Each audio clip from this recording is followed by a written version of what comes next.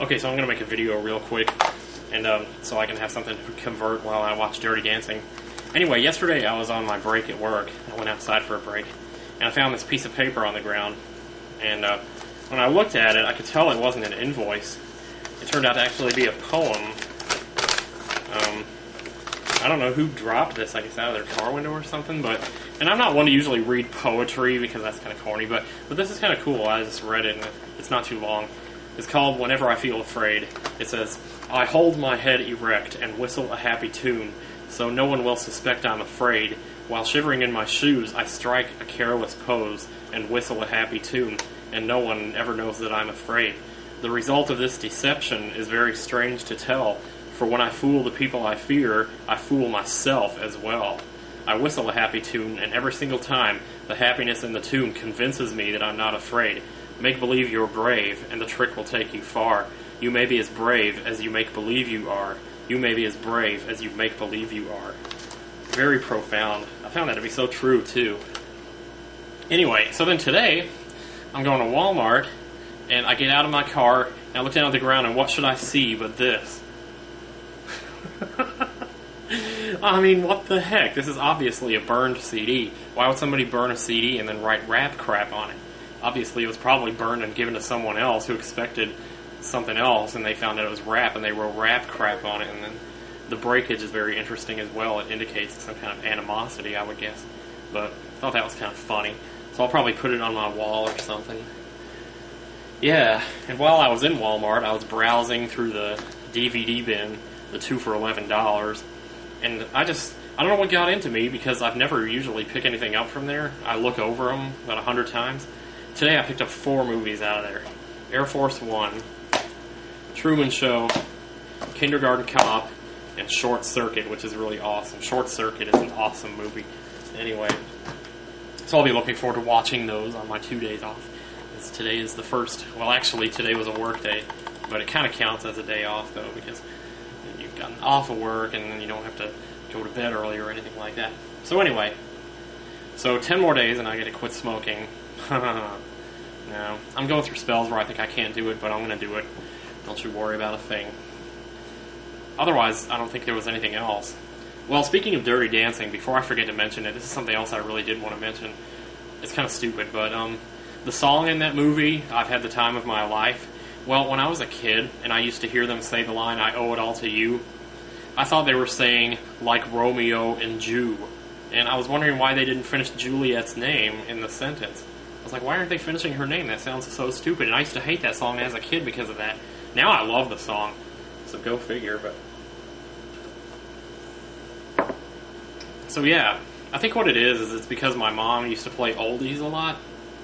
And there was an oldie in which the lyrics were something just like Romeo and Juliet, or something like that. So I expected this song to say the same thing because the other song did. That also happened one other time with Roll With It by Steve Winwood. There's an oldie that says, that'll be the day that I die. That's the words to the song. And they sing it kind of like, that'll be the day that I die. Well, Steve Winwood comes out with a song called Roll With It, and he's like, roll with it, baby. When he would say that line, I thought he was saying, that'll be the day, yeah. And I would always expect him to say, that I die after it because of the other song.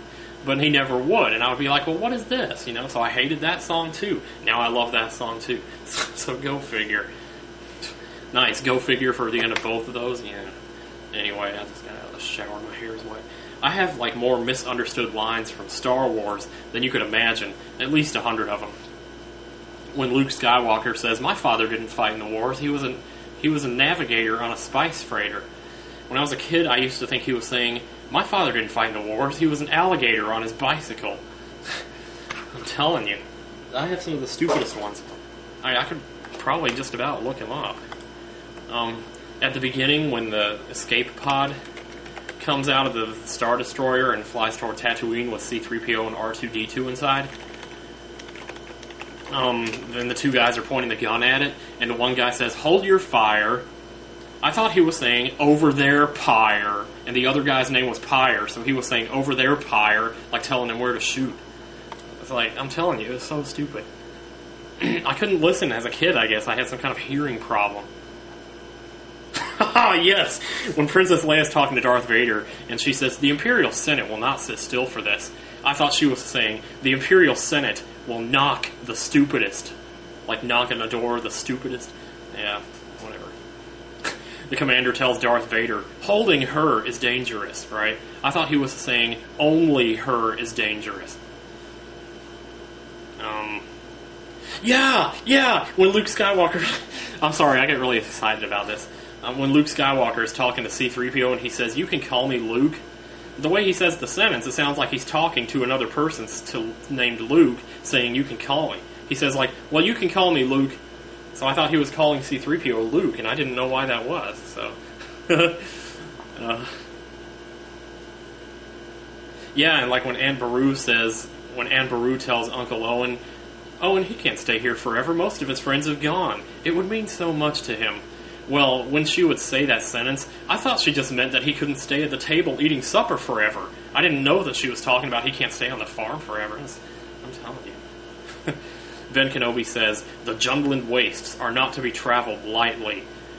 What I heard was, a gentleman wastes enough to be trampled lightly. If you could even understand that, I don't know. Han Solo says, I never thought I'd be smuggling myself in them. I thought he was saying, I thought I'd never be smarter than myself in them. Darth Vader says, I've been waiting for you, Obi-Wan. We meet again at last. And I thought he said, we meet a game at last. Like a G-A-M-E, a game at last. Like it was a game. Oh. The Red Leader, during the Death Star battle, he says, I see them, stay low. I thought he was saying, I see them, say hello. I think that would have been cooler, though. In Empire Strikes Back, when Darth Vader says, prepare your troops for a surface attack, I thought he was saying a service attack. So I thought that would have been cool, too. I don't know. Yes, this one's so stupid. When in the asteroid field in Empire Strikes Back, when they're in the Millennium Falcon, and 3PO says, oh, this is suicide. I thought he was saying, oh, this is so exciting. I'm sorry, I'm really making a butt of myself here. When they're inside of the whale, Han Solo says, we'll clean him off if there are any more. He was talking about the Minox that were sticking to the ship, and I thought he said, we'll clean him off and 30 more, like 30 more. I don't know. Yeah, the famous one, the famous I love you line. Leia says I love you and Han says I know. When I was a kid, I thought he was saying I don't. That's how bad it is. When Ben Kenobi is talking to Luke and he says, I thought I could instruct him as well as Yoda, I was wrong. Instead of Yoda, I thought he was saying you do. I thought he was saying thought I could instruct him as well as you do. And I was like, when did Luke Skywalker instruct his father? Anyway. Let me see. No, there's nothing much else here. Yeah, like when Darth Vader is talking to Luke in front of the Emperor, and he says, it is pointless to resist, my son. He's talking to Luke, saying it's pointless to resist. I thought he was talking to the Emperor, saying that it was pointless to resist Luke. I thought he was saying, it is pointless to resist my son. I didn't know he was talking to his son. So when Darth Vader and Luke are fighting, and they're taking a break, and Luke is hiding under the stairs, and Darth Vader says, you cannot hide forever, Luke. I thought he was saying, you can unhide, or whatever, Luke. Like unhide, UN-hide. Anyway. And last but not least, when Anakin Skywalker, the last thing he says, tell your sister that you were right about me. He says, tell your sister you were right. I thought he was saying, carry your sister for a ride. Okay, that's enough. This has got to be over 10 minutes by now. I'm sorry.